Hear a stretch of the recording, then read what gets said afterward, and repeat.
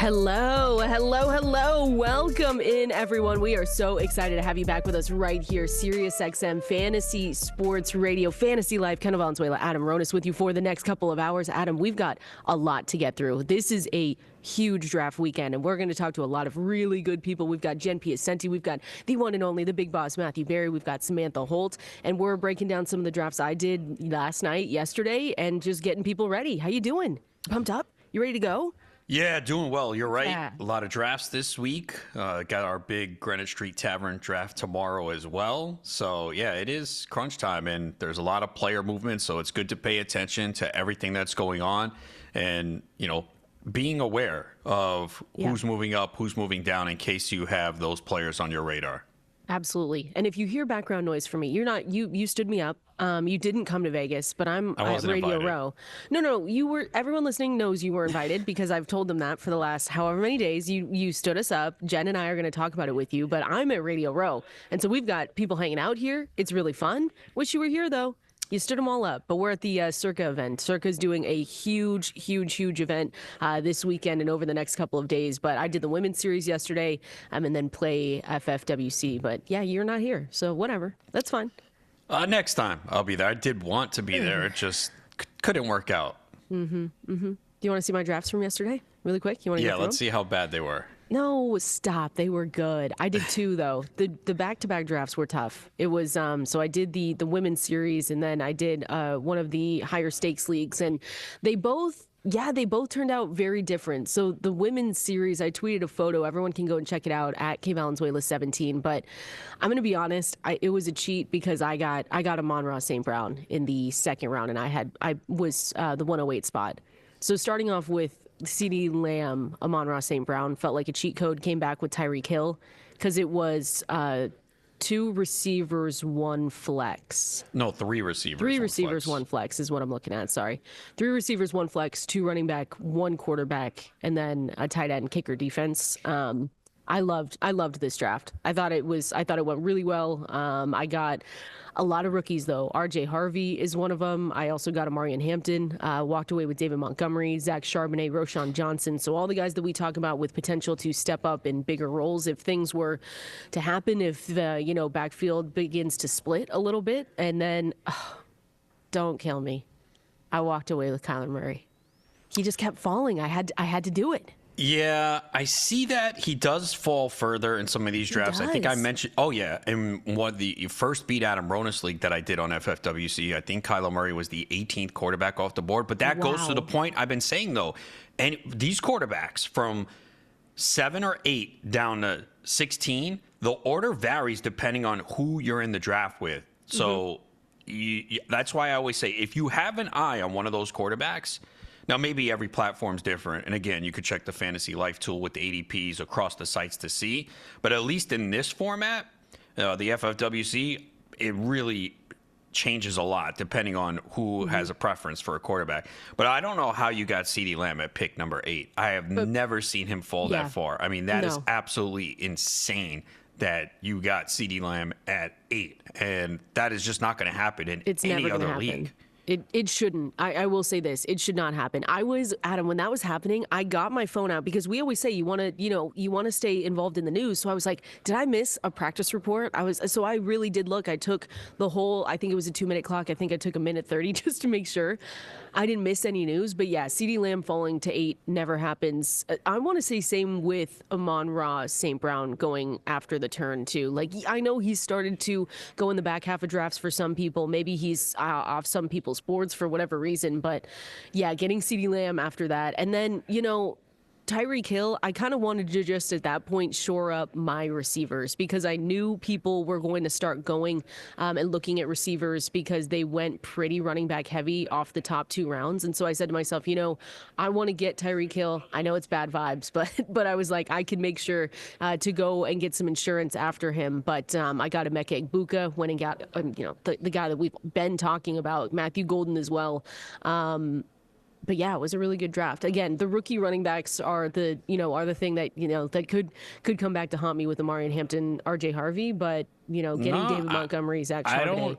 I don't think so because first of all, we see Hampton going earlier. He tends to go in the 3rd round, so 4 or 5.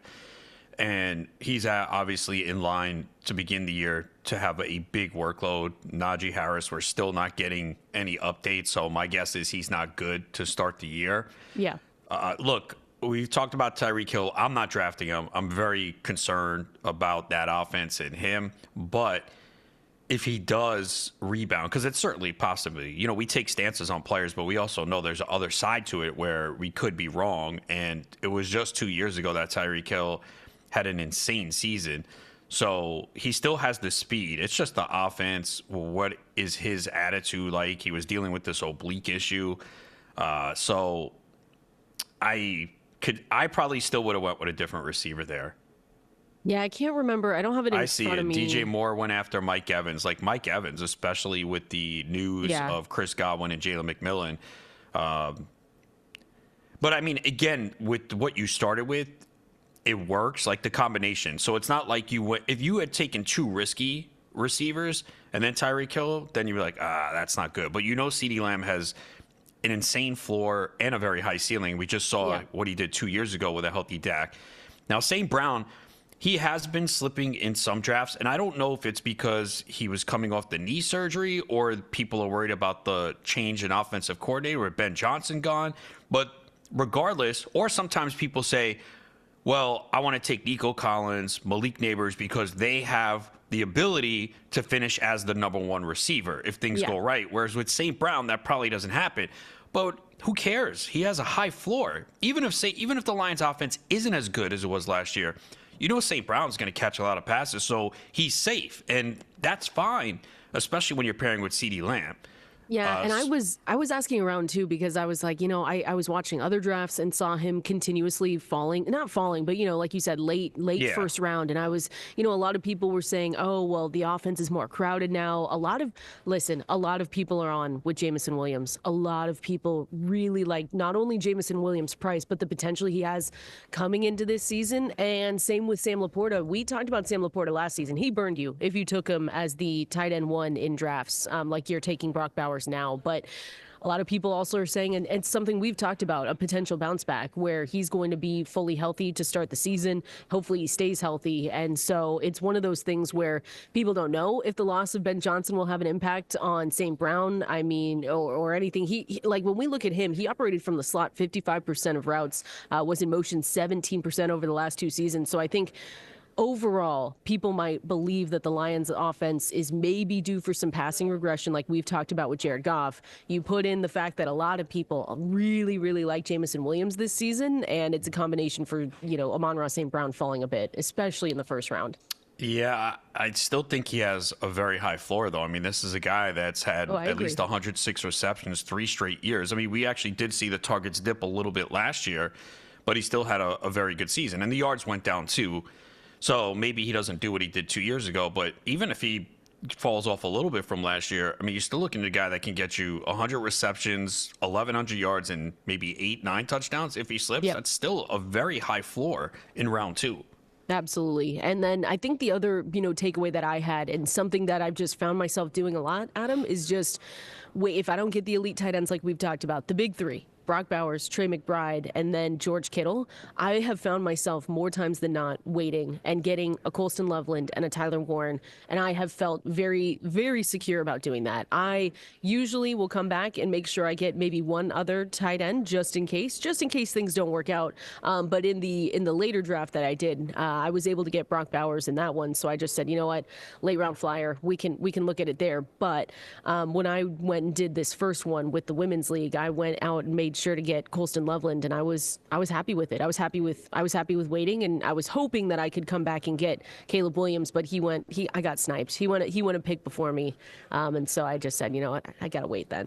But I like both those guys. You got Drake May at QB 18, and in the draft I did the day before, he went as the QB 8 or QB 9, and again, that's what I'm saying.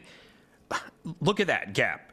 QB 8, QB 18. So that's the tricky part, because if you are eyeing like a Drake May, Dak Prescott, Justin Fields, and Fields has fallen. He went QB 11 at yours, but I'm seeing him go sometimes QB 15, QB 16 now as people are just reacting to the preseason and training camp, which to me is mind-boggling because we already know that Justin Fields is a liability as a passer. But yes, he always puts up fantasy numbers. So, like, how are you letting a small sample of training camp and games change your mind? Now, maybe you were out on Fields before that. If that's the case, fine. But if you were in on Fields, I don't see how you could let this small sample change your minds when we have a larger several years of him being a QB1 whenever he plays. But the whole point is, with those quarterbacks, it's tough to wait because there could be someone in that room that is very high on a Drake May, Brock Purdy, J.J. McCarthy, and pushes them up. So that's been the tricky part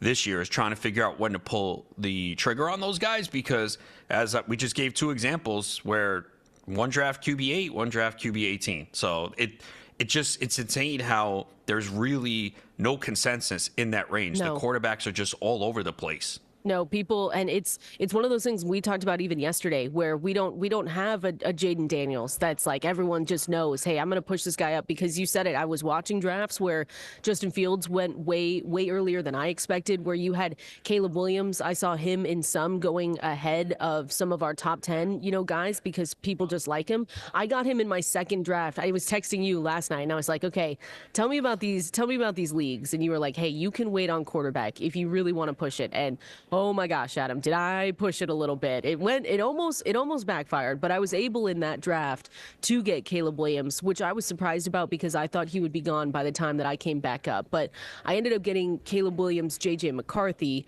And again, people might look at that and say, that's a little bit too risky. But I made sure I wanted to, in that league especially, to just shore up other positions, because I knew I could wait just a little while longer. But I was eyeing Dak Prescott. He had gone off the board by the time that I wanted him to. Justin Fields as well. So there were some that I was waiting on that were getting picked apart as it came back to me. But Caleb Williams, J.J. McCarthy, another build where I was comfortable with it. Like, hopefully J.J. McCarthy does take that next step forward, and then it could be a potential 2 quarterbacks that really we have high hopes. We just have to wait and see if they happen. Yeah, it's important. We always say this, to know your format. And I've played in this format for many years in the FFWC, and I know the quarterbacks really fall. And you have to make that decision in rounds 4, 5, or 6. Do you take the elite? Like, I had a decision the other night where Joe Burrow and I think it was Jaden Daniels were there in round 6, and I passed. And I look back and I'm like, I probably should have done it. But I just know how far the quarterbacks fall, and you could really wait, because at least the format I played in, and I think yours was too, is 3 receivers and 2 flex spots. Yes. In that second draft you did. So yeah, in that format, people really wait on quarterback. Yeah, I'm seeing Dak Prescott round 11. I think I got him in round 12 or 13 the other night. Drake May in round 12. So yeah, Justin Herbert in round 13, Goff in round 13. So yes, you're not going to see this in your typical league, but that's why it's important to know the format that you're jumping into, because in your home leagues, we know quarterbacks are going to go earlier, and then you make that decision if you want to take one. But in this format, people really wait on the quarterbacks. Yeah, and I was really, this was after my women's series, so we were back-to-back drafts, Adam. I'm tired. My legs, I don't know why, but like my body hurts. Were you standing the whole time? I was standing a little bit, walking around, and it was just, you don't realize like how much you have to think throughout these whole things. I had our rankings and tiers up. I was making sure to color code them, because if you go to fantasylife.com, what I like to do is you and I are on the same page. I really like the tiers. That's just how I do them. That's how I like to look at them instead of overall rankings. But when you go to the rankings page, you can download, the CSV, and you can download those and then put those into an Excel spreadsheet, which is what I really like to do, because then I color code them off when they're drafted. Pen and paper guy, you'll print them out, you'll cross them off, but then then I'm able to see, okay, who's at the top list of my tiers. If I don't want to get this quarterback right here, there were a couple where, quarterbacks were, the elite ones were going, a little bit later than expected. So I said, do I want this guy, or what's another running back in this same tier that I could also go and get? So that last draft was difficult, but I'm really glad I did it, because it was one of those things where we talk about, those higher stakes leagues and how sharp those people are. And it was true, except for one person that took, who'd they take? Lamar Jackson and Joe Burrow or something, the double quarterback. Someone I think really at the one did that? At the one spot. I think you can see it. I don't have it in front of me, but it was insane. mind blowing. I was like, no way are we doing this. But it was a tough draft, and I'm pretty happy with how it turned out. But I did for a little while, Adam, feel like, I was chasing a little bit. I was like, okay, these, everyone's sharp in there. Do you know why? Why? Because you took a tight end in round 2, and I was gonna ask you. No, I'm not saying it's wrong. I was gonna ask you, how did you like the build turning out? Because if you're starting 3 receivers and 2 flex, that's the challenge of taking that tight end early. That's why you feel like you're chasing, because you're going to be behind at wide receiver a little bit. Yeah, I hated it. I wanted to try it because, again, so I got a 4. So I was pick 4 in the last draft. I was pick 6 in there you go. So you're getting your higher picks now. So I had the higher picks, and I think I just got too excited at 4. I was like, wow, I've not been able to take anyone besides George Kittle. I knew George Kittle was never going to make it back to me. And so I started, and like we say, sometimes you just want to try different things. So I was like, let me try this earlier tight end build. Let me get, the tight end 1 off boards right now. But it was one of those situations where I came back and I still, I started with CeeDee Lamb, then got Brock Bowers, was able to walk away with Garrett Wilson, DJ Moore. But there's questions there, Adam, because it's still 2 flex spots. So I was like, listen, if Juwan Jennings is able to come back, let me lock down Juwan Jennings. Got a Michael Pittman, got a Cedric Tillman as well. But there were spots where I was like, listen, everything really has to go right for me to see Juwan Jennings on the field week 1. Hopefully it happens. But yeah, I felt like I was chasing. And some people like that. Some people like the elite tight end. They say, okay, I'm going to get the elite tight end. Don't need to get the elite quarterback. But it was fun. It was very difficult. Yeah, these are fun drafts. They're challenging. It's unique. You go in. But, it's better to be in those competitive, challenging drafts. And, look, if you're playing for big money, it's not going to be easy. I mean, it's going to be a challenge. But, yeah, they are a lot of fun. I love this format. 3 receivers, 2 flex. That's why I instituted it in the Greenwich Street Tavern League. I do it in my home league, too. 3 receivers, 2 flex. I just think, especially when you're listening to this channel, you're on fantasylife.com, you have an advantage. You're getting the deep sleepers. So you should have those guys in your starting lineup. You shouldn't have to be wrestling. I mean, we get the calls with the 10-team leagues every week where they start 2 receivers, 2 running backs, 1 flex, and they got this bench that's loaded and they can't start these guys. No, expand the starting lineups. It's the same thing if you have an 8-team league or a 10-team league. Just make the starting lineups larger, so you can get these players in. So, yeah, I like the deeper formats because you should be rewarded when you're getting these guys in the double-digit rounds that pop, They should be in your starting lineup. You shouldn't have to make tough decisions every single week because those 10-team leagues, I don't play in any. I don't know if you do. And, again, I'm not trying to diminish it if you have fun playing it, but those leagues can be tougher because you have a star-studded lineup and you're making tough decisions every week and you're benching guys that were like, what are you talking about? He's a must start. And you're going to get the decision wrong a lot of weeks. It's impossible to get it right. Yeah, absolutely. I'm in one 10-team league and it is fun. So I'm not going to change it. It is. Why is it? Is it a home league? Yeah, it's just a for fun league that I was invited to. It's just a fun time, Adam. Some people like to have fun. I didn't say. Look, no, I'm kidding. I just said whatever. Honestly, any league that's fun for you, do it. Even if it's an 8-team league. I don't remember the last time though I played in a 10-team league. I'll invite you to one. Maybe Jen Piacenti and I will invite you to one. But we want to get all of her takes, right? We're drafting with her tomorrow. Oh yeah, I'm drafting next to her. Oh, really? Oh, perfect. Yeah, she has 2. I have 3. We can make this work in both of your advantages. We're going to talk to her coming up here next. Appreciate everyone hanging out with us here on this Friday I'm in Las Vegas. Jen Piacenti and I are in Las Vegas because we show up, when the call comes, except for Adam. Jen, we show up, even if we have a draft on Saturday, because that's Adam's excuse. And, funny enough, we're all in the same league. How you doing? Welcome in. Hey, thanks so much. Yeah, we're in the Beat Adam Ronis League and for GST, right? That's no problem. It's easy. That's what it's not called the Beat Adam Ronis League in GST, but I know you guys would like to do that. Jen, how you doing? Because you guys are drafted next to each other on tomorrow. Are we? Yeah, you have pick 2. I have pick 3. What do I have, Adam? Why don't you tell me? I didn't even 12. Oh, boy. Yeah, exactly. Do you hear this, Jen? Oh, nice. He gives me 12. He said he randomized it. I like don't 12. Do you know? Do you like 12? I like when 12. I'm drafting with you guys, no, you're going to take everyone. You're going to leave me with Puka Nacua and Devon Achane. I already know it. That's fine. Going to be my They're best healthy. option. You're good to go.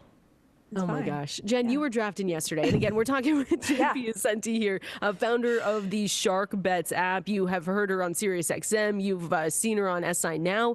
So we're super excited to have you in here. But how was your draft yesterday? I was trying to pay attention after the show, kind of look at what you guys were doing. How'd you end up? Yeah. I enjoyed the draft. I took a slightly riskier approach this year. And of course, in this league, it's really important. You always want to look at your league rules, right? And kind of know who you're drafting with and what the tournament is like. This is more of a high stakes league. But also we had a variation of experience levels in this league. So there was also a bit of a challenge because I'm actually used to drafting with a lot of other experts. And so when there's a few people who are less deep into it, they make some really interesting picks and it makes you have to rethink, okay, what's my strategy here? So I ended up with a very kind of fun team. I'm actually excited about it. Some players I don't have on any other teams. I felt like this was the team to take some big shots. So yeah, I mean, at the 7th pick, I actually took my first share of Christian McCaffrey for the season. Nice. I feel like this was the league to do it in. Yeah. So where are you on McCaffrey? You said you took some big shots. So was this, hey, this is a different format, let me shoot for McCaffrey? Or do you truly believe, hey, he's going to have a huge season and he's going to finish as the RB1? Where do you stand on McCaffrey? Both. I think that if he's healthy, that he will be the RB1. If we think about the depth in San Francisco, there's just not a lot, right? You've got Ayuk probably out for a lot of the season, who knows, who I actually took later, but that's another story. You got Juwan Jennings with a contract and or a hamstring injury, who knows. Garindo's finally back at practice, but there's just not a lot of the depth there. So I imagine McCaffrey, besides them centering the offense around him, which has been successful for them, I think he's also going to catch a lot of passes. And as we all know, he hit 25 miles per hour on the GPS, guys. So believe the legend. It's real. Exactly. I hit 26, but I'm not going to brag. Whatever. Yeah, maybe Stop. Well, of course you did, Ronis. Of course you did. This is But what yeah, we I have just to deal figured this with. is the time. This is the time to take a shot. And you have to have a lot of wide receivers in this league. So that was my one big Nice. Yeah. I'm curious because you've said, this was a tougher draft because there was different levels of experience. And so you're sitting there like, okay, wait a second. And you mentioned it, like this was the time if you were going to make a move or be a little bit different. I was the same way in some of these drafts yesterday. What draft strategy have you found yourself falling into though this season? Has it been, wait on quarterback? Has it been get the elite tight end and don't worry about it? Like what have you seen yourself doing a lot more this season? I have not done a lot with the elite tight end. I have found myself taking like a Njoku or a Hawkinson kind of, little few rounds later, or else taking a shot on like Mason Taylor, taking quite a few shots later, Mason Taylor, or just being lame with a Zach Ertz if you have to, and putting my energy elsewhere. I generally say, for me, if I don't get one of the top 3 wide receivers in the first round, if I don't get the Lamb or the Chase pick, then I'm going to go with a running back. The running back talent is much more stacked at the top. I don't feel like this is the year to do 0 running back. And I also don't feel like this is the year to take a quarterback early. I think you can wait a long time for quarterback this year. A lot of talent and a lot of people that could perform really well in those later rounds that aren't even going drafted in some of these drafts. So I would say I am leaning more towards the running back, old school, like we used to draft back in the day. Get, 2 running backs in the first 3 rounds if you can, and then do your wide receivers. Because to me, there's like a few elite wide receivers, then there's a lot of, medium, pretty good guys, and then there's a kind of a dead zone.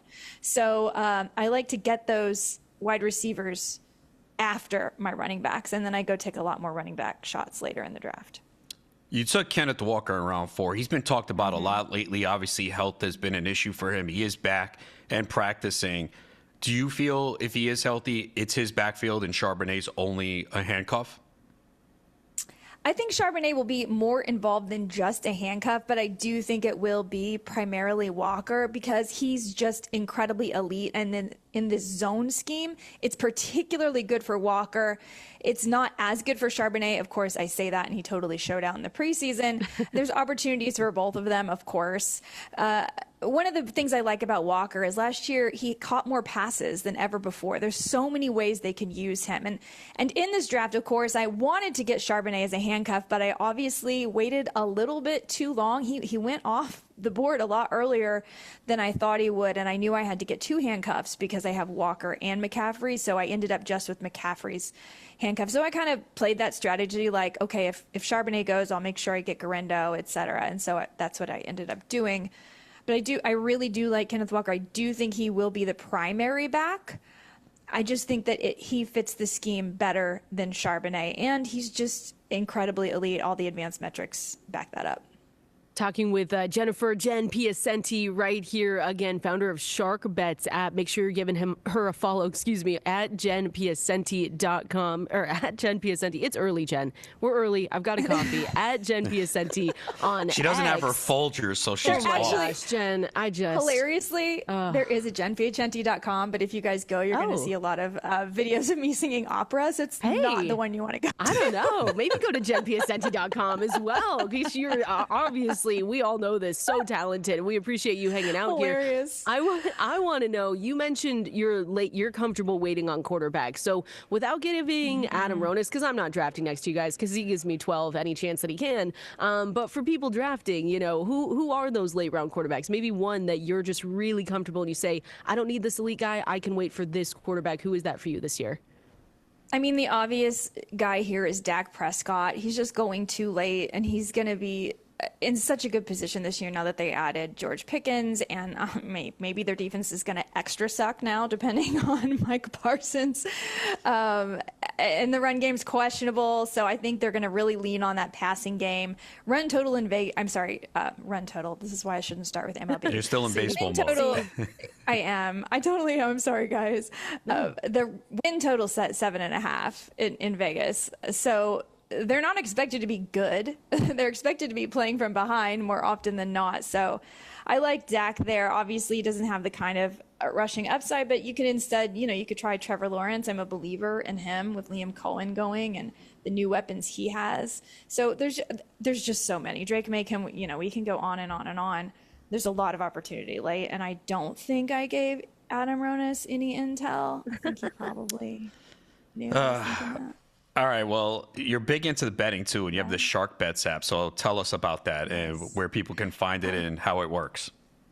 Yeah, so Shark Bets is my new business, guys. It's an app. Yay! It's an app where you get instant notifications whenever I make a pick. I also put fantasy football in there as well. But if I make a pick, like say, Junior Caminero home run tonight, say, I'll make a video or I'll make an audio. Everything comes in audio or video form. Think of it kind of like an Instagram for sports betting. And you get a push notification to your phone. It's like, hey, we have a bet. You watch the video. You can decide whether you like it or not, place that bet. And the idea is that you get those bets before the lines move. And it's just kind of fun and entertaining. It's a 60-second way to kind of think about fantasy football for those 60 seconds or a bet you might want to make that night. But it's called Shark Bets, and you can just search for it in the App Store or the Google Play Store and download it now. It's free for 30 days, so might as well give it a try. Also, awesome. a hypothetical, Jen. Say you're in a 12-team league, PPR. You had the number 2 pick. Who would you select? Just hypothetically. Yeah. Just hypothetically. I'm definitely going with Lad McConkey there. Adam. Oh, okay. That's what, Interesting. Yeah, definitely. 100%. That's where I'm going. Jen. I love this. Jen, we appreciate you so much hanging out again. At Jen Piacenti on X is where you can go and give her a follow. At Shark Bets app. That's Shark, SHARK Bets app. That's what we were just talking about as well. So we appreciate you. And we get to at least virtually see you tomorrow or see your picks. I'm excited. Can't wait. Absolutely. And hopefully I'll get to see you later too, Kendall. I think maybe we should have a cocktail on the roof. I agree. Yeah, Adam, you're not get invited. hammered tonight, guys. Sorry, Adam. You're not invited because you don't show up. It's like we invite you places, you don't show up. So we're going to do that. Appreciate you, Jen. Thank you so much for joining. Amazing. Bye, guys. All right, there she goes. We're going to talk with Matthew Berry here. He's got his love-hate article out now that you guys can go and check out. We've got a lot of questions for him coming up next. We are dominating all our leagues because we are going to fantasylife.com and checking everything out there using that code SXM20 to get 20% off. And we're dominating because we are following Matthew Berry. We are following Matthew Berry's love-hate for the 2025 season live at NBCSports.com. And we're talking with the one and only Matthew Berry. Matthew, welcome in. Thanks for joining us. Oh, hello. Adam, what did you do? I didn't do anything. I would do nothing. I would never sabotage. You don't? Did you? What you ask him about a Labubu? That was going to be my question. You took it from me. No, What? I'm giving you that. We'll see. I'm really intrigued to see if he I think knows. he would. He has daughters, so I think he knows what a Yeah. Labubu is. If people don't know, look him up because we're not gonna talk through it. We'll try and get Matthew back here in a quick second. But I do want to say, Adam, that the love-hate article. And not biased. One of my favorite articles, though, to read, especially before you get into drafts, right? Because it has great nuggets of things that, Matthew has heard over the last couple of months. He talked about Kroski Merritt months ago, getting information saying like, hey, this team really likes the potential with Kroski Merritt. Make sure you're looking at him. So what I'm curious about, Adam, is when we have trending players, I feel like Emeka Egbuka is no longer in this conversation, and we can try, let's see, I think we have Matthew back. Matthew, you got us? How you doing? Yeah, I've been here, so I don't know what happened. But hey, guys, how are you? How's it going? Good. How you doing? We're excited to have you here talking through, everything. This is a big draft weekend, Matthew, and we were mentioning that your love-hate article is out, NBCSports.com. My first question was going to be if you knew what a Labubu was, but now I feel like, do you know what that is? You have daughters. I feel like you do. Not only do I have two 13-year-old daughters, so not only do I know what it is, I have one in my house right now. Yes. And I have witnessed my daughter try to bid for them on TikTok shops, on live TikTok. So, yeah. Believe me, Kendall. Yeah, I'm there. It's a disaster.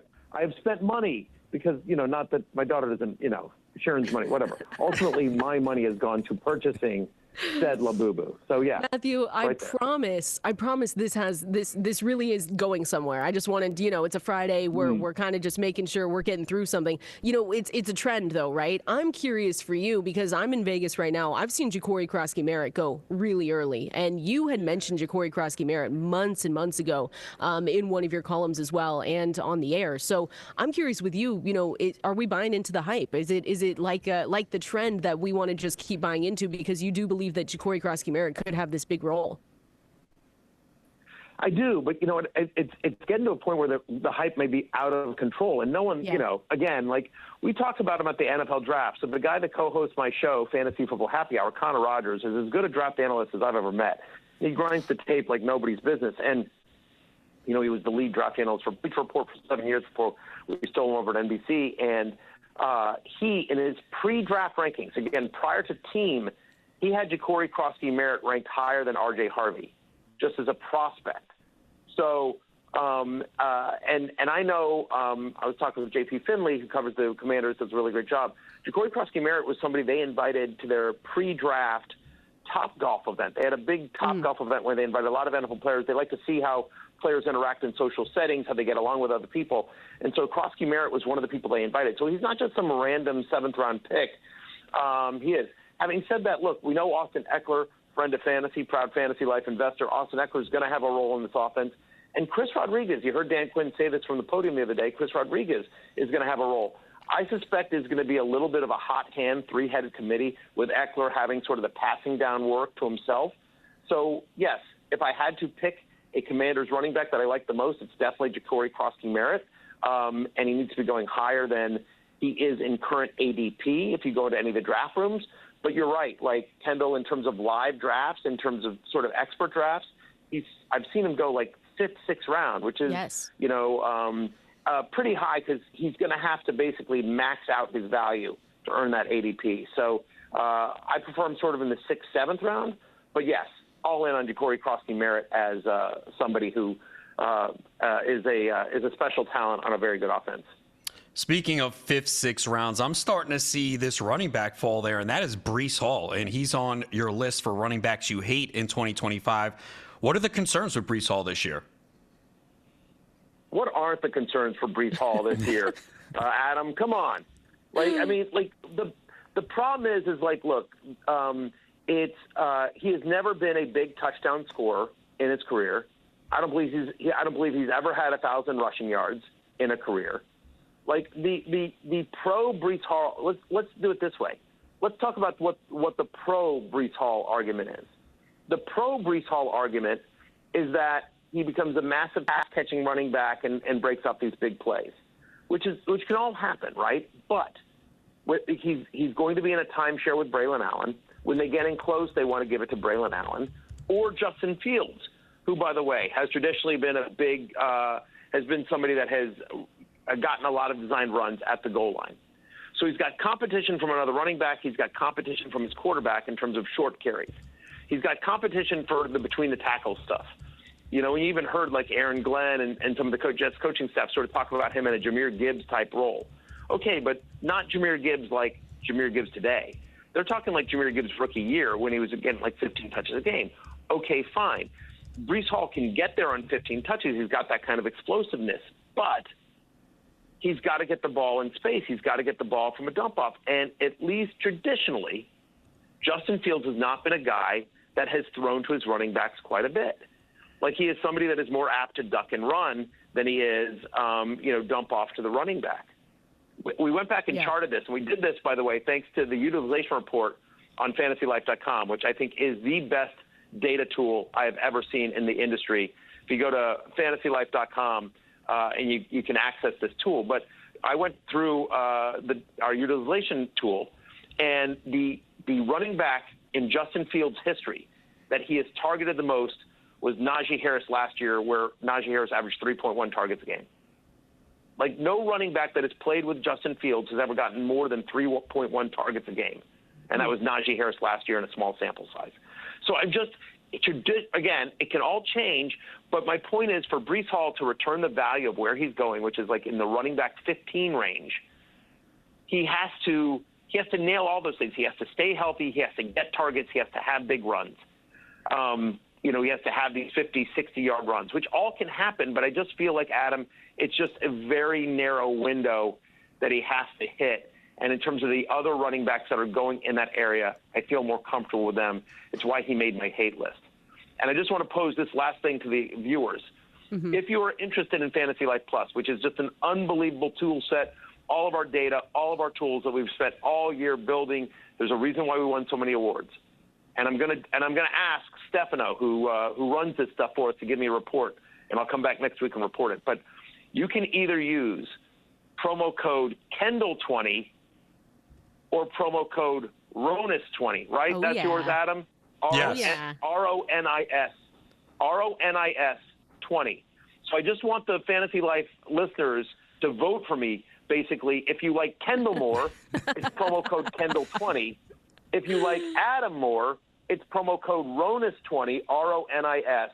And I will report back next week who sold more Fantasy Life Plus subscriptions. Ronis, I got bad news for you. I'm voting on Kendall. That's where I'm placing my money here. I already lost. I mean, you gave her a vote of confidence. People are going to follow you guys. I love it. No, the people know. Know. Yeah, exactly. I'll give you a handicap. I'll give you a handicap. There you go. Thanks. There you go, I'm going to need it in this one. I know it. Adam. It's a consolation prize.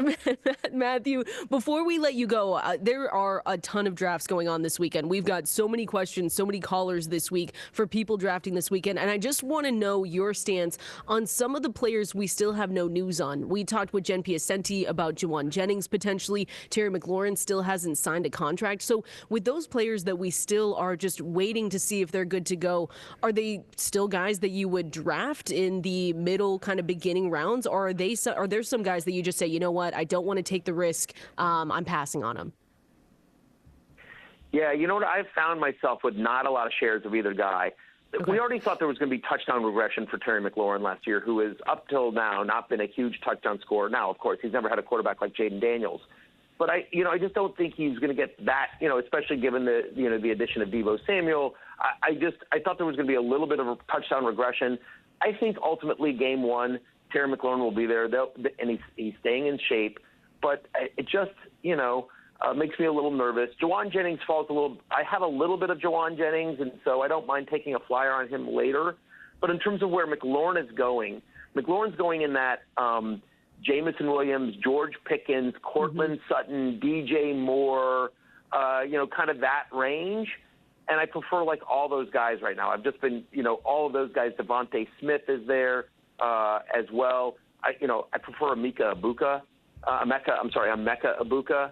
sort of around that range too. I just feel better about all those guys. I'm just, you don't love it. If I had to place a bet today, I'd say McLaurin's in camp, but that's their game one. But You just don't know. And even if he's there, like I said, I don't think he gets the production that we saw last year. His price is dropping to reflect that, but still, whatever. As a Commanders fan, I'm going to root for him anyway. I don't need him on my fantasy team. You'll have other ways that you can root for Terry McLaurin besides him being on your team. I get it, Matthew. We appreciate you so much hanging out with us.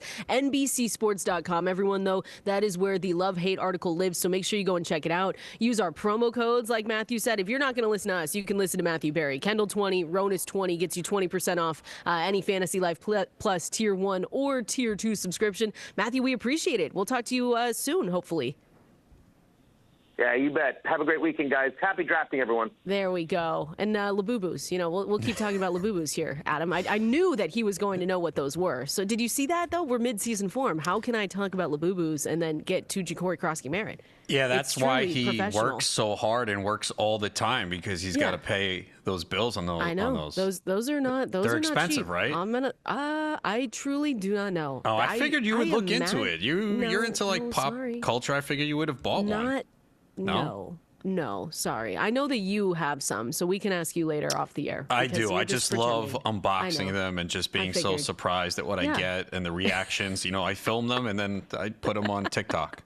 We've got sleeper picks. I've got sleeper picks that I've talked to people here in Las Vegas who they're trying to go for. I've seen them in drafts as well. We need to talk about some of these guys here. Coming up next.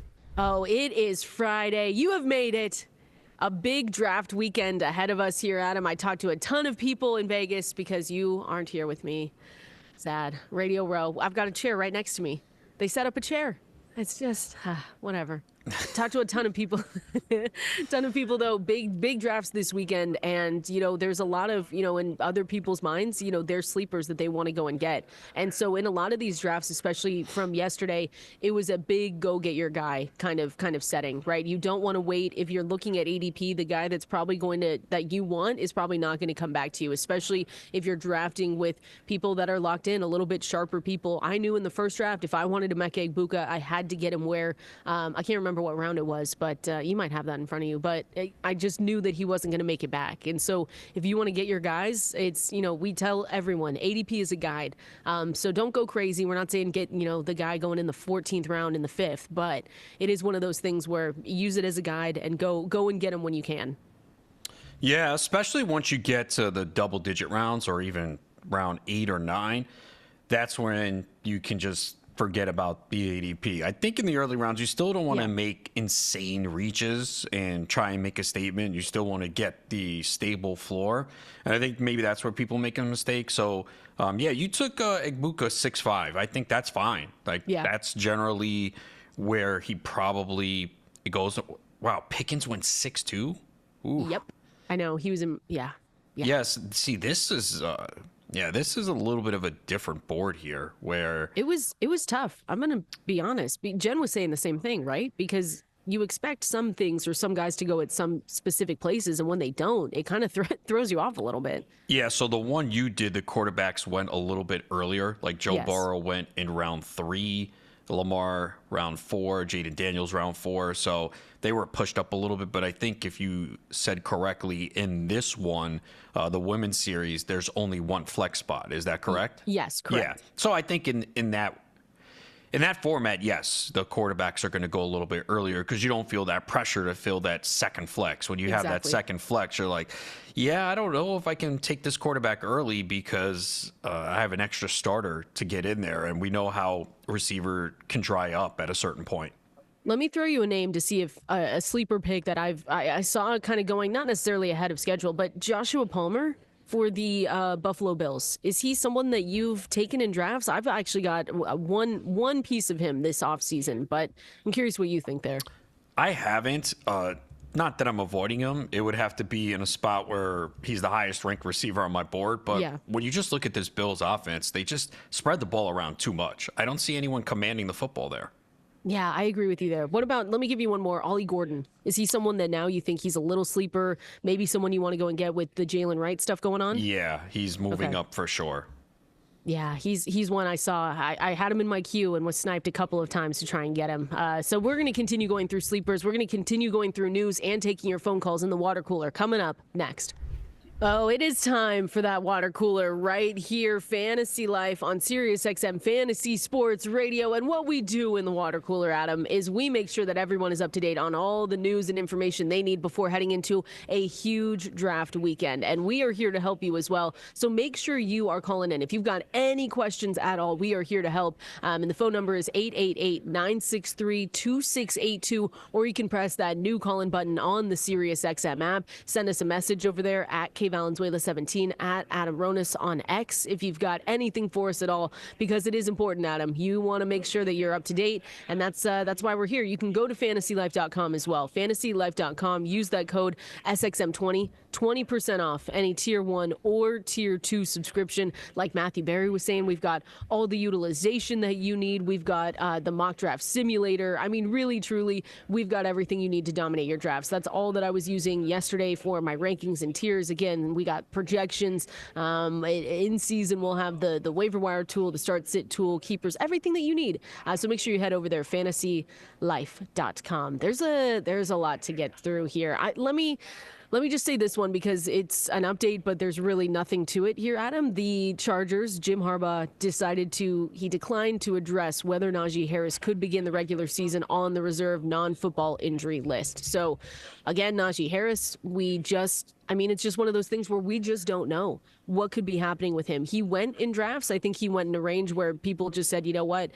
He's falling a little bit. If we see him on the field, or see him get a little bit better, he's still going to have a role in this offense. But he's, again, not one. We don't talk much about a do not draft list because there's, sometimes it just really depends on where guys go, how much they're falling. But Naji Harris, for me, I drafted him a lot earlier in the season, in the offseason, I should say. But now, with this lack of news, you're just worried. And so I was way comfortable taking Omarian Hampton where I did yesterday.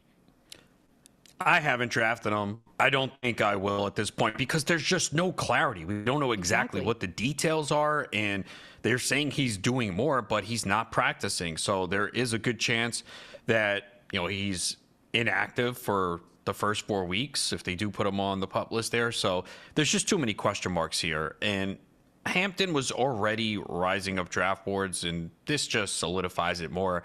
And I've seen him go in the 3rd round of drafts. I think one of the drafts that you gave me on the draft board, he went in the 4th round. Oh, that was you, right? You took him at 4-6?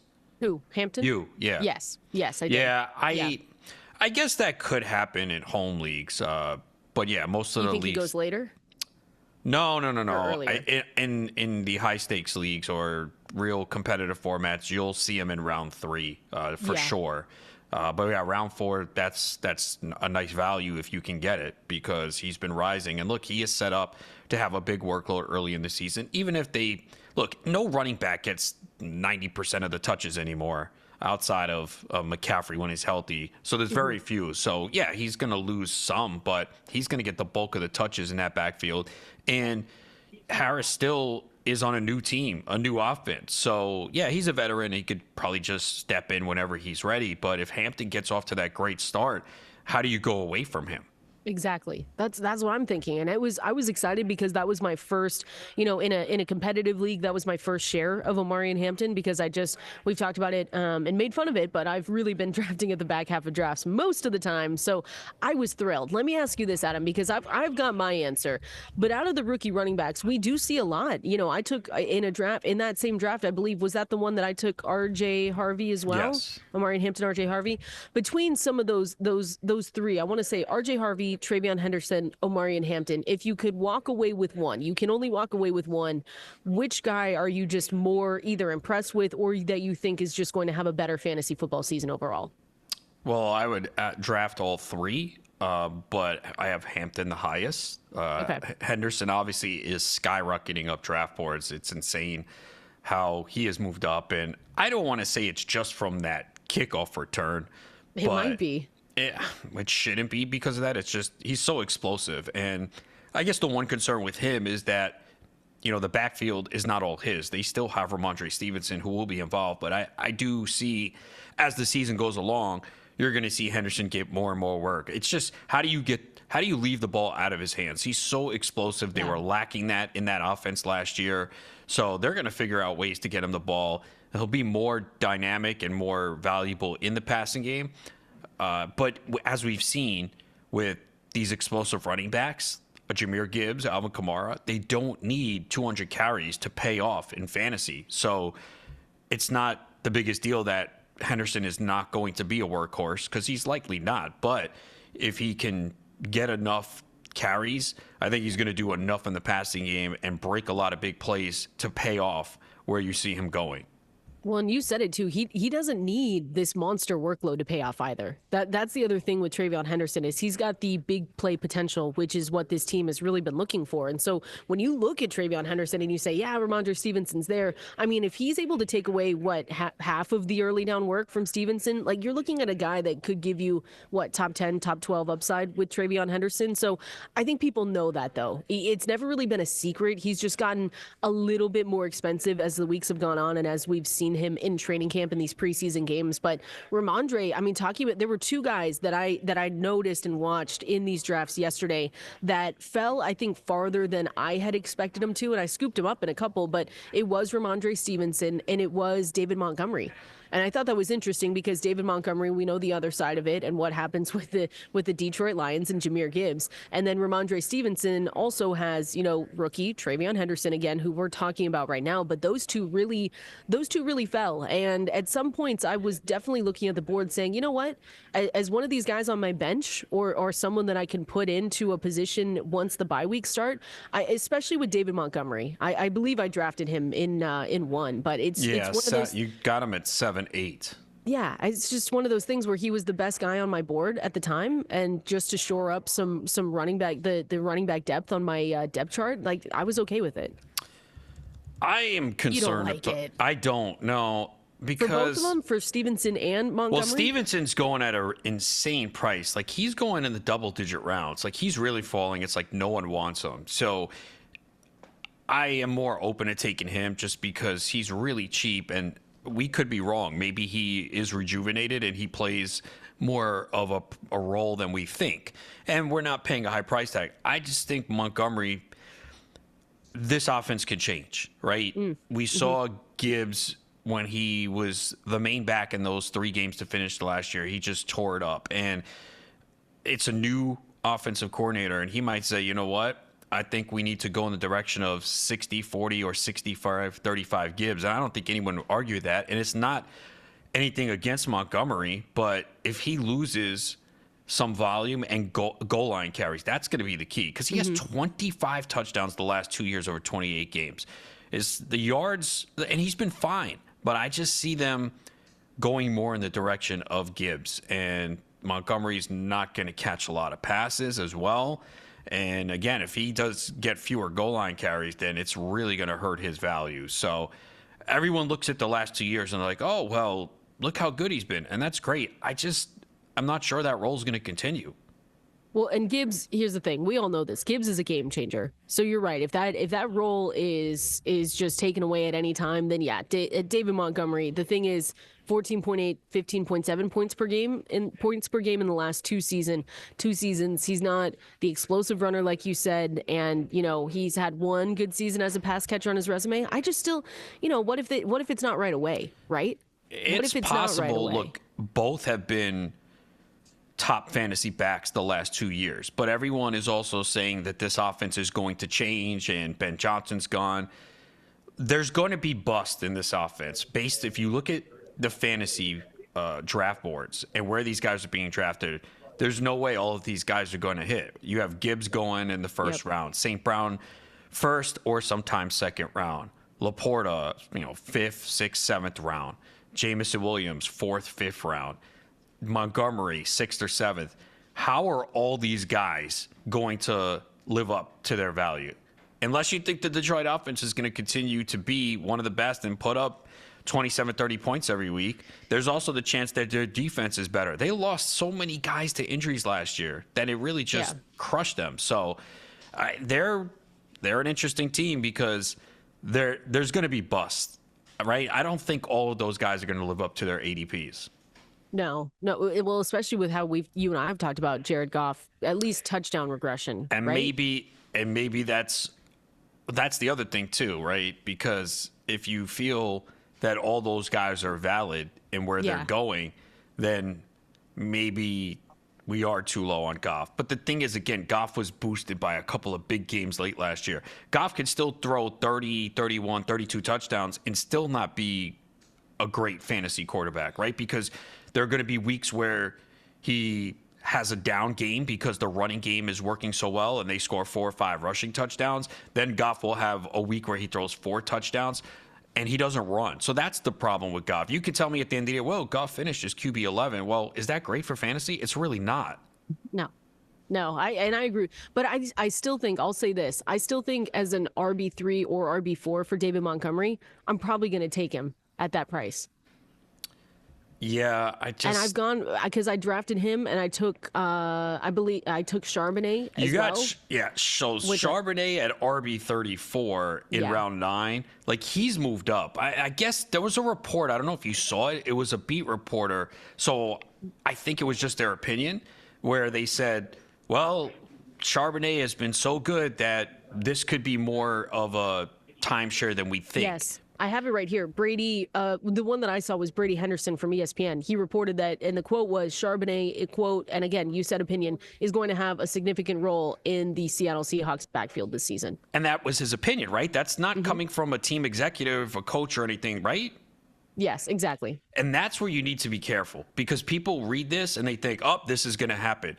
And these beat reporters' opinions a lot of times don't pan out. And it could be they're trying to get clicks. Not saying that's the case, but we all know how that is. That's going to float all over the place. So that's pushing Charbonnet's price up, in addition to Kenneth Walker missing practice. But he is back. He was participating in the team scrimmage. So if Walker's healthy, you would think that he gets the bulk of the touches. But Charbonnet is certainly someone that you want to have on your roster, especially if you have Walker, even if you don't. Like, I had Charbonnet last year without Walker and on many teams. And yes, you had to be patient. You had to wait. But those weeks that Walker was out and you plugged Charbonnet in your lineup, it was phenomenal. So I've seen him go higher than this, but 9.8 is a good price. And that's your RB4. That's on your bench. And so it's just a home run if he does get into the starting lineup. And look, as much as we like Walker, we know he misses games. It's every single year. So more than likely he's going to miss a couple games. And then if you have Charbonnet to plug in that week, it's just a nice bonus where you just could put him in the flex spot. I just think Charbonnet has standalone value at this point, to be totally honest. So you do think that we're going to get more of... I wouldn't be surprised if we start the season and they say, we want to make sure that Kenneth Walker stays healthy the whole year, because like with the Clint Kubiak offense, with them wanting him to be more involved in the passing game, and they say, you know what, for us to do that, we might have to lighten it, because he's been hurt every single season. And it's not a knock on him, right? But 6 games last year, if they say to themselves, this is how we shore up a better team, like I could, and it's not a crazy significant amount, but could you not see them say, you know what, to keep Kenneth Walker healthy as long as we want him throughout a whole season, maybe we give Charbonnet a little bit more just to ensure that he stays healthy? Possibly. So say the split is like 17 touches for Walker, 10 for Charbonnet. Like, that's still fine for Kenneth Walker. Yeah, no, I don't think, I haven't moved Kenneth Walker like down because of it. I just think that with Charbonnet and with the, again, injury history, we don't like to, you and I don't usually talk like injury prone players, but it's something we've seen with the workloads that he's had. I wouldn't be shocked with a new offensive coordinator coming in, right? And how they've said that they've wanted to use him. We've talked about potentially Kenneth Walker being, a league-winning running back that you're getting in a specific round, but I still just think that Zach Charbonnet, at least, if you don't think he has standalone value, that he is probably right now the best handcuff running back to have in fantasy football. Yeah, because there is a chance for standalone upside. You just look at the history. He's had an ankle issue, a hamstring. He underwent a hernia procedure. He's had groin pull. He's had abdomen. Yeah, so a calf strain, an ankle sprain last year, and now the foot soreness. So the good thing is he is back, and he participated in that scrimmage. I think it was against Green Bay, right? If I'm not mistaken. But the fact that he's back is definitely a good sign, because it only made sense teams are going to be cautious. You'd rather these guys sit out here in August and be ready for week 1. And I think sometimes there is an overreaction. And I'm one who's, ring the alarm when they have these injuries, right? Like back off. But it's mostly for guys coming off injuries and surgery. That's why Brandon Ayuk, I haven't taken it anywhere all offseason. Like when they were like, oh, he's going to be ready for week 1. I'm like, how do you know this? Same thing with Chris Godwin. As much as I like him, it's like, guys, like, we haven't even seen him do anything. And then, yes, the news came out about the second procedure a few weeks ago, but those are the players that I'm more worried about. Because we saw it last year with Nick Chubb and Jonathan Brooks. Like, Jonathan Brooks, if you go back and look at draft boards last year, it was like, guys, what are you doing? Because they were, oh, yeah, he'll probably be back in week 5 when he comes off IR. It's like there's always these setbacks, so you have to be really careful. But I think in Kenneth Walker's situation, it's a little bit different. He actually is practicing now. Yeah, no, I agree. That's why I said I didn't move him down my rankings. I'm just saying when we talk You've about moved Charbonnet up, though. A little bit. I like Sharbs. I think he's always had the potential there, but you've got Kenneth Walker there. So in the moments that they've had to ask him to step up, he has been able to do that. That's why. Yes. And it's the thing of when we talk about how you and I talk about all the time how important handcuffs are in fantasy. And I think just you don't have to draft Kenneth Walker to have Zach Charbonnet on your team. I think that's what I want to push. I drafted yesterday. I got James Conner, and I made sure that I got Trey Benson on that team because there's just this potential. He's even said it. Connor said that we're going to be splitting a little bit more. Like that's come out of his mouth. And so if I'm thinking, okay, James Conner's another year older, I'm a little bit worried about his injuries. I want to make sure to have Trey Benson. But I just think for Zach Charbonnet, you don't have to have Kenneth Walker on your team to draft him. Oh, and he's expensive, Adam. Zach Charbonnet's expensive to get. I might say don't. He's become one of the most expensive handcuffs because here's our point. You want to invest in the Seattle running game this year with Clint Kubiak, and we've seen it no matter what running back they've put in there in the preseason. This offensive line is clicking. The holes are wide open. It's a great scheme, and we did see Kenneth Walker improve last year. He was more involved in the passing game, but what we've seen with Charbonnet, there were 6 games last season when Walker was out. Charbonnet averaged 18.3 touches in those games. So the bottom line is we want to invest in the Seattle running game. I'm fine with taking Kenneth Walker in round 4. I'm fine taking Charbonnet. Like I just took Charbonnet in the beat Adam Ronis draft on Wednesday, and I don't have Kenneth Walker. Yeah, exactly. I just think to me, there's somewhere it's a lot better. Like I haven't taken a lot of Trey Benson unless I draft James Conner because it's one of those things where it feels like he's going to get a huge workload if Conner were to go down. Maybe there's a chance that he has even a bigger workload, without him. I think we have the same conversation with Jordan Mason. I'm taking Jordan Mason as a standalone value. I don't need to have Aaron Jones, and the price is kind of reflected in that unless you're drafting on ESPN. Still going too late, Adam. I'm going to yell it from the rooftops that he's going way too late in ESPN drafts, but Jordan Mason's another guy where I just say, you know what? I don't need to have Aaron Jones to draft Jordan Mason. I've sometimes, most of the time actually, just like taking Mason. So there are some running backs where we do say it's important to get the handcuff, but there's some other, RB2s on depth charts that we think have the potential to have big seasons. And I think Charbonnet is one of those guys. I don't look at Mason as a handcuff either because Jones and Mason are going so close together. I mean, Kevin O'Connell has already said it's 1A, 1B. Yep. But yeah, Charbonnet is probably one of the most expensive handcuffs. And, Isaac Guerrero. I think he has to be the most, at this point, when I was looking last night, I feel like he was the most expensive. Yeah, because I don't look at Montgomery as a handcuff. I don't look at the Pittsburgh situation. Like some drafts, you're seeing Warren go higher than Caleb Johnson, and then it flips. J.K. Dobbins, I don't look at as a handcuff either, because I think he is going to see some passing down work, especially early in the season, as R.J. Harvey acclimates in that area. So is Braylon Allen a handcuff now? Because he's moving up too. I don't know if we hear that it's a 1A, 1B rotation. Is he a handcuff anymore? Yeah, that's the issue when you're talking about handcuffs, because some of these guys are potentially going to get standalone where you could start both on a given week, or there's going to be enough volume for both. So that's where it gets tricky. Yeah, I agree. We'll keep talking. I want to keep talking through running backs. Let's do our Mike's Hard Reach of the week. Going to go through guys that we've been reaching for this week in drafts. And again, if you've got any questions, send them our way at Valenzuela17, at Adam Ronis over there on X. And you can call us in 888-963-2682. We know it's a big draft weekend. We are here to help you. And so is FantasyLife.com. Use that code SXM20, gets you 20% off any Fantasy Life Plus Tier 1 or Tier 2 subscription. We're going to go through the reaches of the week, brought to you by Mike's Hard, coming up next. Adam's favorite, Tate McRae. Come on. Friday, yeah. Good vibes? What? Yeah, leave early. All of our, leave me? work early. Is that what you're going to say? I'll go right now. You can come down here. Oh, wait. We missed you here. What? We missed you here. You could be hanging out with myself and Jen. Why wouldn't I want to be there? You don't think that I would like to be there? I've never been to the circuit and I want to go. You have to be locked in for GST tomorrow, huh? Yeah, I'm the commissioner, man. I have to. What happens if I go there and the flights are delayed, which are happening left and right, and then I'm don't not say there? that. I've got a flight tonight. Don't say that. Oh, okay. Your flight in was good? Everything on time? Well, I'm quick. I'm 40 minutes. Yeah, see, you don't have to worry. It's easy. I do not have to worry. But it is Friday. Vibes are great. And it's just a great day. That's all I can say. FantasyLife.com. That's where you guys can all go to check out all of the articles that we talk about, all of the stats, everything that you need to dominate those drafts. Use that code SXM20. Gets you 20% off any Tier 1 or Tier 2 subscription, Adam. You want to go through the reaches of the week?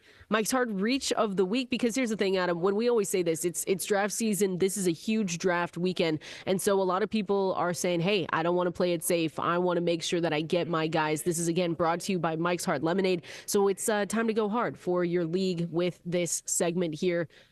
Let me talk to you. Are you reaching for Jameson Williams? Again, this is making me nervous now, because in these two drafts, I said, you know what, I want to maybe do things a little bit differently. I want to get guys that I haven't normally gotten before, hence, getting Brock Bowers in the last draft that I had pick 4. I was able to get Omarian Hampton at the 8th spot in my first draft. Jameson Williams, though, I have just not gotten, it feels like, enough of, and it's one of those players, Adam, where I could look back in December and just say, man, this totally buried me, or I wish I had more of him. Is that someone for you that you're reaching for in drafts? I wouldn't say reach. I do have him in some leagues. He's in a tier where there's a lot of receivers I like, but I definitely see the appeal. Last year, he's being drafted basically where he finished last year in points per game, because I think some people look at it and go, wow, this is way too high. But that's where he finished last year. So if you believe some of the comments coming out of Detroit that they're getting him the ball more, they're going to take more deep shots, because we know he's explosive with the ball in his hands. If he takes the ball in a slant, he could take it to the house every time. He's got that much speed. He's getting better. It's been a rough start to his career with the injuries. Then he had the suspension, but it looks like he's starting to put it together. And it comes down to, do you see the target share going up? He had 91 targets in 15 games last year, and turn that into 58 catches for 1,001 yards and 7 touchdowns. So 17.3 yards per reception.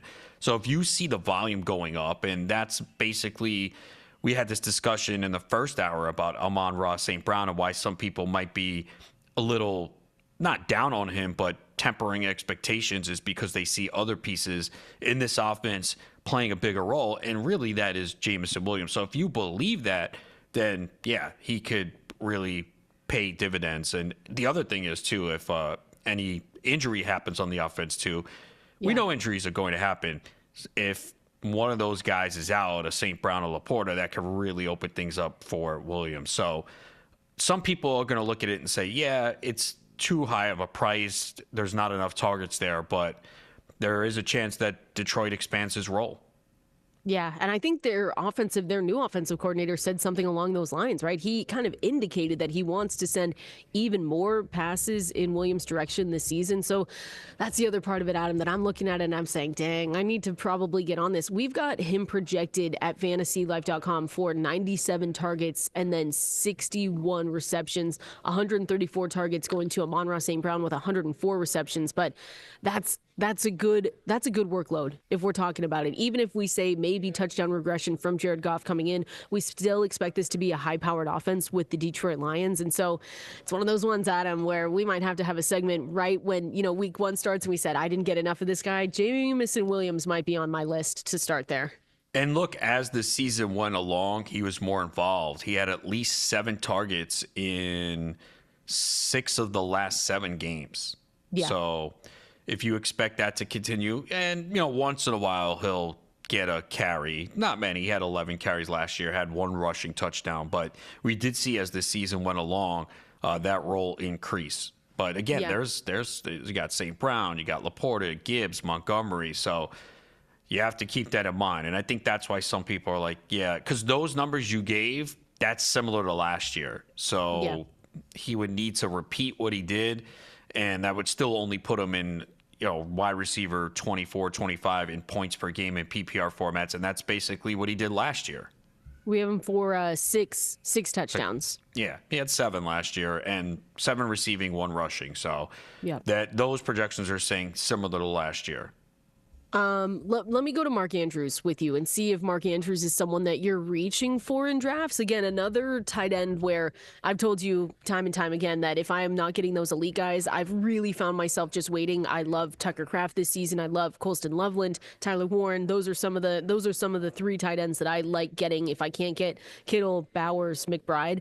Mark Andrews for you, I don't necessarily like a reach maybe, or where he's going around his ADP, round 6, 7, because we talked about this. He was someone I dropped last season in the fun 10-team league that you don't 10-team leagues. You should try it, Adam. It's just for fun. You get a loaded offense, and sometimes it just makes you feel good. But I dropped him, and I think a lot of people were in the same spot where they just said, listen, I can't keep doing this with Mark Andrews, even if it was early. We knew that the car accident obviously had a lot to do with his early season production. Isaiah Likely went off in that first game as well. A lot of people spent a ton of fab on him to start the year. But Mark Andrews now coming back. What are your impressions of him and the potential that he has this season to perform? I am okay drafting him. I find I'm usually taking the tight ends that go a couple rounds later. Now, he is in one of the most prolific offenses in the NFL. He had a touchdown every 5 receptions last year. That's clearly not going to repeat. 55 receptions, 11 touchdowns. At the same time, though, when they do pass in the red zone, it's usually Mark Andrews. It's a little Rashad Bateman. I mean, he gets his touchdowns usually on longer plays. We know they're going to run a lot near the goal line with Derrick Henry, but Andrews is the target in the red zone. And he clearly was not healthy to begin the year. So you have to look at the total numbers of the season and take that into account, because it took him a while to get going. But you cannot expect those touchdowns to repeat. He was scoring almost every single week after week 5. I think there was 2 games after week 5 where he didn't score a touchdown. So that's not going to continue. But I do see potentially the receptions and the yards going up as he's healthy. He's still only 29 years old, turns 30. You know when his birthday is? Oh, don't give me a month. September 28th. 6th. Close. 3 weeks. Super close. So yeah, couldn't have been far. Right when the season starts. Wait, that Sunday is September 7th, right? Oh, okay. So birthday? Can we get a birthday narrative touchdown for Mark Andrews against the Bills? I love the narrative game, especially birthdays, everything like that. I love those. Listen, he's going to continue to be a top 2 or top 3, target in this offense that is still expected to score a ton of points. So it's one of those guys where I'm not necessarily reaching for him, but I understand if people are looking at him at his ADP saying, hey, I want to get a piece of this offense. Our stance on Zay Flowers. We don't like necessarily Zay Flowers this season, but he's one of those guys that, again, top 2, top 3 passing game option in this offense that should score a ton of points. He's like the low end tight end 1 with high-end tight end 1 upside. That's what we can get from Mark Andrews. Okay, that was the Mike's Hard Reaches of the week. We'll continue to go through guys that we're reaching for, but again, you got to be a little bit bold, Adam. It's like bold picks, bold flavors. We're going to see you next time here with another hard reach from Mike's Hard Lemonade. We get to talk to Samantha Holt going through the drafts from yesterday, her best tips for drafting this weekend. We're going to do that here coming up next. Oh, man, Adam, we need another White Lotus season. That's what we need. Oh, yeah. I mean, for sure. I just don't think we know where they're filming or anything. Okay. I feel like producer Ani would know that if they've been filming yet. I don't know. Anyway, you know what else we need? Sam Holt in our lives. Samantha Holt is here talking to us. She's with me at Circa. She showed up. Adam. She gets the call. No, I'm kidding. I'm just gonna keep stirring the pot with you. But she is here. She was drafting with everyone yesterday in the Circa Women's Series, which was super fun. You guys should all go give her a follow at Samantha R. Holt on X over there on Twitter. Sam, welcome in. How you doing? I'm so excited to be joining you both. I mean, Kendall, obviously, you know how much I love you. But Adam, I got to meet you earlier this year in person, and you are such a delight. I absolutely adore you. No. We don't. Yeah, have to we start definitely off had a this lot way. of fun down in New Orleans, so We it had was good to meet fun. you. Yeah. New Orleans was fun. We should do that again. Huh? Just run it back. Run it back. Yeah, Adam, this you year, ready to San go? Francisco. There we go. I love it. So, Sam, in this draft yesterday, it was a really fun draft to be able to watch, what other people were doing. I'm looking at your team right now, and I'm just curious of your strategy at the running back position. I have not gotten enough Bucky Irving, but some of you were able to get Bijan Robinson. You drafted out of the second spot, if I remember correctly, right? And so you had, you've got a really nice, Bijan Robinson, Bucky Irving, J.K. Dobbins, Javonte Williams, Caleb Johnson kind of going. But what has been your strategy with these running backs and drafts that you've been doing? In terms of just trying to get high floor players and to give me volume going into the season that I can really rely on, I don't really want to worry about them late. And I really have been enjoying taking running backs later rounds just to pad my depth. But if I can leave the first 4 rounds with 2 elite running backs that I can feel confident in, that's going to make me feel really nice and comfy going into the season. You took Brock Bowers at 211. Was this just, hey, he's fallen too far and I can't pass? Or is it a strategy of yours to get one of those top 3 tight ends this year?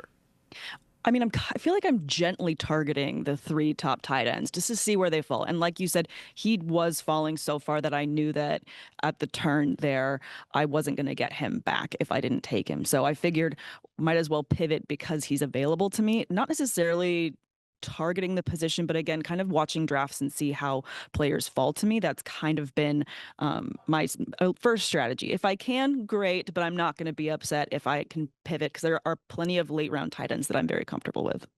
It feels like one of those seasons too, Sam, where Adam and I have talked about this, but it feels like you either, right, you get the elite tight end and you continue on. I got him in the later draft last night where I got Brock Bowers, but I felt sometimes like I was chasing. I was like, okay, this build is a little bit different, makes you a little bit uncomfortable, but that's sometimes what drafts are here to do. But when you get the elite tight end, sometimes you're not usually going to come back and get that elite quarterback. So you got Bowers, you came back with Baker Mayfield, who is still, he had a great season last year.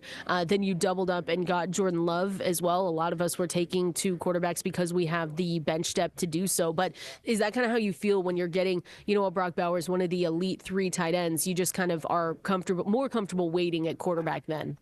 Absolutely. No. And honestly, I kind of wanted to wait a little bit longer, but drafting with you is a challenge. Yeah, so I sorry. couldn't exactly do the same thing I did in an earlier draft. In an earlier draft, I took Drake May and JJ McCarthy because I just wanted to wait as long as I could because there were a lot of quarterbacks that went really early in that one. But again, knowing who you're playing against, I think is really key too, because I just didn't know where you were going to end up taking yours. You never share your notes. No, it's where, it's the time, Adam. We can't share notes, sometimes, which stinks when you're drafting with friends too, because half the season, we're just, she is sending me her drafts and what would we do differently here and vice versa. Then you get into a draft together, Adam, and it's like, oh man, I can't talk to you. Sorry. Yeah, we all face that challenge, whether we're doing shows or written content, and then people can just follow it and they pretty much know who we like. So it's always the challenge when you're getting in leagues with people who listen or consume your content. I wanted to ask you about the Steelers running backs because it's really interesting right now. It seems like it's flipping back and forth. There was Caleb Johnson going first a couple weeks ago, and then we've seen the preseason and he struggled at times, and now Jaylen Warren is often going ahead of him. So in this draft, Jaylen Warren went 8-6. You took Caleb Johnson at 8-11. So what is your take on the Steelers backfield right now? I mean, from an emotional standpoint, I think it's a wing and a prayer for my Steelers, and I'm really just hoping for the best. So there's the emotional side. But then from the fantasy side, I do feel like we're going to be a very run-heavy team, and I do like the upside that you get from someone like Caleb Johnson with the passing game. And so I'm just kind of hoping, and that's kind of my, risk aversion when I'm drafting. I'm not going to mind taking someone like him later again because I got Bijan, I got Bucky Irving, and so I can use someone like Caleb as a flex if I want to because I ended up drafting very deep at the receiver position as well. So I like having that flexibility, and I'm going to bet on the positive and say that Caleb's going to be great. Who's going to be the better running back? I think out the gate, Warren is going to have a lot more volume just because he's already obviously been there. He's a very downhill runner, and he has that amazing momentum when he's running that just can't be stopped. So personally, if Warren were there, I probably would have taken him instead. But I do like the rookie upside because it's something fresh and clean, and I get to see and have fun projecting. That's what Adam does with the Cowboys. He says, how do we feel about them emotionally or in fantasy football drafts? Because it's a very different question, Adam, when we ask you that about the Cowboys. It is. I mean, look, fantasy-wise, we're good with them. CeeDee Lamb goes in the first round. Emotionally, though. Yeah. But yeah, watching them and expecting W's, it's going to be rough. It's a little tough. Talking again with Sam Holt here. Again, give her a follow at Samantha R. Holt on X, on Twitter, whatever you want to call it now. Sam, we're done with our drafts, so I can ask you, unless you have people listening right now that are drafting with you, then maybe give a code word here. But I want to know your favorite, guys that you just haven't, that you've wanted to leave a draft with every single time. Guys that you're like, hey, I just can't leave without this guy. Do you have one or a couple? Again, we're done with our draft, so I kind of do want to know. But at least, one guy that you just always want on your teams? Well, a different one this year. I know that you and I have talked about this a lot in terms of the types of leagues I like to play in. I'm a little bit obsessed with IDP. So I have a few more shares of Travis Hunter than probably any average person, just because I do play in leagues where he is going to be getting me points on both sides of the ball. So for me, I'm really excited about what he brings to the game. And I'm just hoping it gets more people wanting to try IDP because I've been playing for so long. That's what, see, Adam, I told you, IDP could be fun. Well, my home league is IDP. It's just, do you ever see it gaining more popularity? Because I don't. It's been around a long time, and it just seems like not enough people want to play in them. I feel like there's so many things. I think, first of all, people should try it before they say they don't like it. I vastly prefer doing that over taking a defense as a whole, because for myself, how deep defenses are, you can go and get, someone like Sauce Gardner, and you're going to think, okay, well, because he's got this name, he's going to be amazing at getting me interceptions. Okay, well, whoever's throwing is not targeting players that are being covered by Sauce. So you want to make sure that you're actually going for other players. And it's kind of fun because you start learning about other defensive players that you can get excited about. So they're not going to be the most popular names, but they're going to be the ones that you're going to be able to eat with week in and week out. Now, there are some players that, again, for my Steelers, if I can take TJ Watt and get all those sacks and get all those tackles, that's very exciting to me too. So I think there's such variety at that position. I think we want to give it a chance. If we have to tweak scoring a little bit, maybe to get people more interested, also down, but there's just so many things that it brings to the game, and I just like more points. So when it comes to adding more players on my team that can give me more points, my IDP league that I'm in has 6 IDP spots. So, I mean, I'm all about it. Mine too. We do 2 defensive linemen, 2 linebackers, 2 defensive backs. Yeah, same. Sam, before we let you go here, it's a huge, we're here in Vegas. It's a huge draft week. It's a huge draft weekend. And we were on a couple of panels just a couple of days ago. Feels like it was maybe a week ago, but it wasn't, Adam. It was 2 days ago. There's no time here in Vegas. But your best piece of draft advice for people, either, we talk about people just starting out. We've got people listening here that are in a lot of leagues. But, one piece of advice that you want people to have going into this weekend. Well, you actually said something earlier I want to pick back up because I do think it's also great advice and something that I like to do by myself. But I don't like to chase men. I also don't like to chase my draft. So I want to make sure that I go into it with multiple strategies and allow the draft to come to me. and be aware of the scoring, so that way it makes you able to pivot when maybe you get sniped by your friend that's drafting next to you. Just always have a plan B, C, D. Don't chase, ladies. If you're new to fantasy, like, there's no point in it. That's good. So anyone in Vegas that is interested in Sam, you got to chase her. She's not coming after you. You got to work for it. Just like in the drafts, you have to work. You have to work for it. Sam, we appreciate you so much hanging out with us here again at Samantha R. Holt. That's where you want to go give her a follow on Twitter, on X. She's with us at Matthew Berry's Fantasy Life. Does all the amazing artwork. Like, if anyone bought the magazine and you flip through and you're like, look at these amazing. She turned players into superheroes. She is so talented, and we appreciate you so much for hanging out with us here today.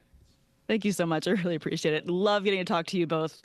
Have an amazing rest of your draft season, and good luck, everyone, on your drafts. See you in like 10 minutes. 10 minutes. We'll go to the pool or something. All right, we do have 10 minutes left, though, Adam. We have to continue talking. It's a huge draft weekend. I want to be making sure that we're talking about all the players that people need to know to draft, some of our best draft strategies as well for the weekend. We're going to do that coming up next. Oh, it is Friday, Adam. The vibes are immaculate. Everyone is here at Circa, and they're here at Radio Row. That's where I'm broadcasting from today. And it's just a great day. You can definitely leave work. You got to get ready for drafts, Adam. You don't even have to say you're going to lunch. Just say, hey, listen, just listen to Fantasy Life. I need to go set my queue for my draft this weekend. And I think that's the perfect thing that they can go and do right now. Why not? Yeah, this is a huge draft weekend. The next two draft weekends, actually. I know Labor Day weekend is next weekend, but there are still people that are going to be drafting drafts during the week. So, yeah, it is time right now to make sure you are all ready to go, and fantasylife.com has you ready. Like, there's no reason you're not prepared. Again, promo code SXM20 gets you 20% off. So all the tools you need to dominate your leagues this year. I see some questions here over on Twitter that I want to make sure we answer here. At Valenzuela17, at Adam Ronis is where you can send those today throughout the weekend. Send us some screenshots if you're drafting this weekend too. I want to see how your teams turn out. We're very invested. We want to make sure you guys win. We are trying to win here, but just as much, we want to make sure that you guys are champions as well. Let's see. I got one here from Michael saying, if you could have any draft pick, 12 teams, not one or two, what pick would you take? Half point PPR. I think this is a good question. I've seen a lot of people saying, I get to pick my draft spot. Where would you go? We've talked a lot about the back half of drafts. If you can pick any spot, though, that's not one or two, where would you go this season? I mean, honestly, I really don't know. Like, I would say maybe 8, 9, 10. I actually like the back half of the draft this year. I just love the way the team pans out. And I feel like you're not reaching for any players. Like, I did my draft from 11 the other night, and I liked it. So I really think, though, it doesn't matter where you pick. If you know what you're doing, you're going to be fine. Yeah, there's certain players that maybe, I guess what you need to do is kind of go through and say, okay, which players do I really want? And then figure out what's the best slot to get them. But the draft boards have changed over the last couple weeks. But for me, I mean, it doesn't matter. But I'd say I kind of like the second half of the draft this year. So like anywhere from like 6 to 12. Even though I complain about, I don't like drafting at 12, Adam, 12 the whole time. I don't like that. But the back half, when I was in 4 yesterday, I was at the 104. Man, I did not like that turn, that 2-3 turn where it was like Tyreek Hill. I'm fine with T. Higgins, but T. Higgins, you have JS. There were some players where I was just looking around saying, man, I don't necessarily want any of these guys, but it's too, I didn't want to reach on some guys that I'd already gotten in other drafts at the other end. That's what's difficult. I've been saying that, like, when you're picking top 3, top 4, I just feel rounds 2 and 3, there's not a big difference between those players than what goes in rounds 4 and 5. And you're kind of forced to make a decision. Now, you could say, well, why don't you take those guys that are going around 4 or 5? Well, there's a chance they make it back. So that's what you have to figure out is, like, who do you really like in that area? And some of the players I just don't like. So that's the only issue. It's great to get a Jamar Chase, a Bijan Robinson, a Jahmyr Gibbs, CeeDee Lamb, Justin, all those guys that go top 5. I mean, you wouldn't pass that up, but it's just what makes it back on the 2-3 turn. It gets better, I think, in rounds the rest of the way. It's just that 2-3 turn. I don't love what's there. And I'm confident in saying, for anyone that's been listening to us, whether you just rejoined us over the last couple of weeks, you've been listening to us for months, in the off season, where you're going to win for sure. Listening to us, going to fantasylife.com, is the back half of the draft. That's when a lot of people give up, Adam. I was in rooms yesterday where people were like, I'm just going to take this guy. But that Biggest is mistake. where it's a huge mistake. You guys need to stay locked in. And listening to us, we've got all those late round picks that we love. I felt like even in some drafts that I didn't do as well in that I wanted to, in the back half, I crushed it, Adam, because I know that some of these guys, there's going to be a waiting period, but that's where you guys are going to dominate. It's because we've told you these guys that you can go and take and be okay with, and that's where you're really going to shine, is not only the front half, but obviously the back half with those guys too. Yeah, a lot of times you'll get players that make differences on your teams from rounds 10 to the end. And it's very important. It's never a wasted pick. Make sure you are calculated with every pick you make.